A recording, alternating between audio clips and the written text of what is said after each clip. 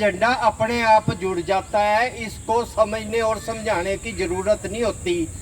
केवल और केवल ये देखना होता है कि मेरे परिवार के लोग, मेरे दादे परदादे, पिछली पीढ़ियों के लोग क्या काम करते थे, वो मेहनत कश लोग। तो ये अपने आप एक संबंध स्थापित हो जाता है। इसके बारे में 1 मई जो मजदूर दिवस हम मनाते हैं, अंतर्राष्ट्रीय मजदूर दिवस, और 30 मई 1970, दोनों को अगर हम जोड़ लें, दोनों को हम समझ लें, तो CITU की जो स्थापना है ये क्यों हुई, इसके क्या कारण थे, इसके लक्ष्य क्या थे, इसके उद्देश्य क्या थे, इनको समझ लेना वास्तविक रूप में बहुत जरूरी है। 1970 में थोड़ा सा ये जान के देखो अपने बाप दादाओं के हालात क्या थे, वो क्या खाते थे, कहाँ रहते थे, उनके जीवन के व्यतीत करने के क्या क्या साधन उनके पास मौजूद थे, किस प्रकार के औजार थे उनके पास जिनसे वो खेतों में काम करते थे। 1970 में ये आसपास का एरिया लगभग सारा जंगल होता रहा है, ऐसा दिखता है, क्योंकि पशु चारण गांव का, देहात का सारा सिस्टम था। और 1 मई दोनों में ये फर्क है कि आपको मशीन को समझना, अगर C2 को समझना है, CITU को समझना है, तो टेक्नोलॉजी को समझना पड़ेगा। और वो टेक्नोलॉजी लगातार 1947 के बाद भारत में प्रचार हुआ उसका, और 2 रूपों में हुआ।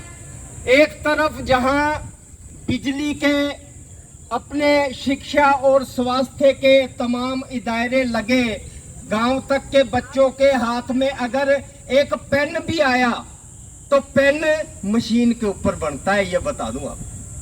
ये कपड़ा हमारे तन के ऊपर आया तो ये मशीन के ऊपर बनता है।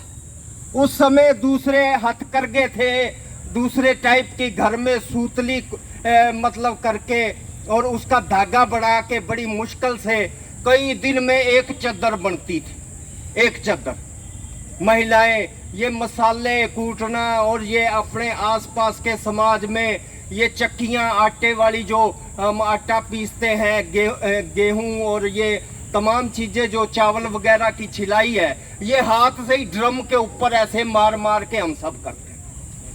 लेकिन 1970 में CITU का गठन हुआ तो वो 1947 में हमें ऐसा लगा था कि भारत आजाद हो गया और इसमें सबको हकूक बराबर से मिलेगा।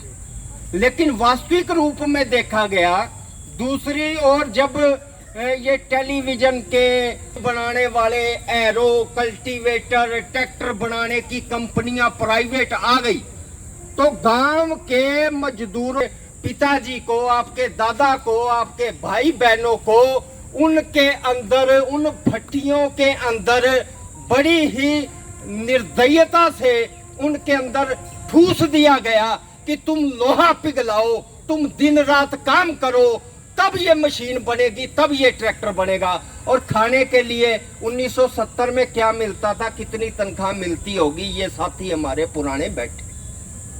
विकास तो हुआ, हम मशीन के खिलाफ नहीं है CITU वाले, मशीनें बनी है, अच्छी बनी है, लेकिन ये मानवता के कल्याण के लिए काम करें तो ये मशीनें, अगर ये मानवता के गले के अंदर अंगूठा दे के उनके खिलाफ काम कर रही है, तो ये मशीनें हमारे किस काम की है? मशीनें तो हैं, हमने बनाई हैं, अपने बच्चों के लिए बनाई हैं, अपने समाज के लिए बनाई हैं, लेकिन उन मशीनों के ऊपर कब्जा किसका है ये देखना पड़ेगा।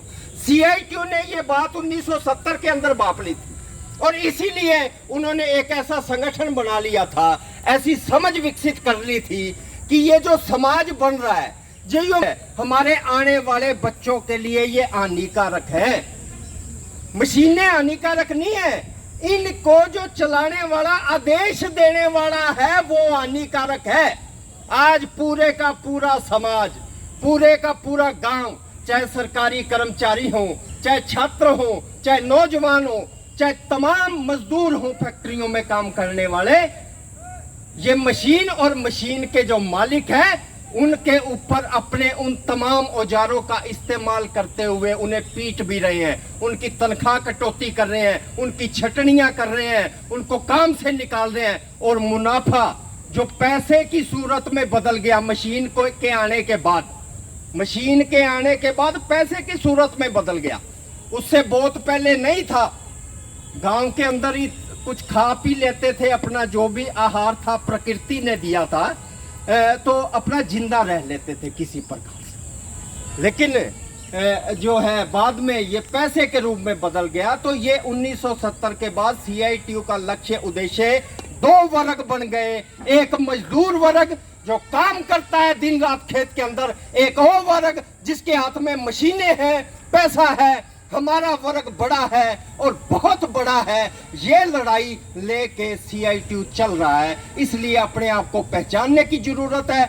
जिस समय ये पहचान हो जाएगी उस समय आपका हमारा हम जाएगा और सदा सदा के लिए इन मशीनों को, इन टेक्नोलॉजी पे इन भारतवासियों का, भारत के मेहनत कशों का अधिकार होगा। ये लक्ष्य शुभकामनाओं के साथ वो एक दिन आएगा जब भारत का मजदूर समझेगा, ये लाल झंडा लहराएगा और तभी कमाने वाला खाएगा। ये लक्ष्य और उद्देश्य है। इन्हीं शब्दों के साथ आपने मेरी बात सुनी।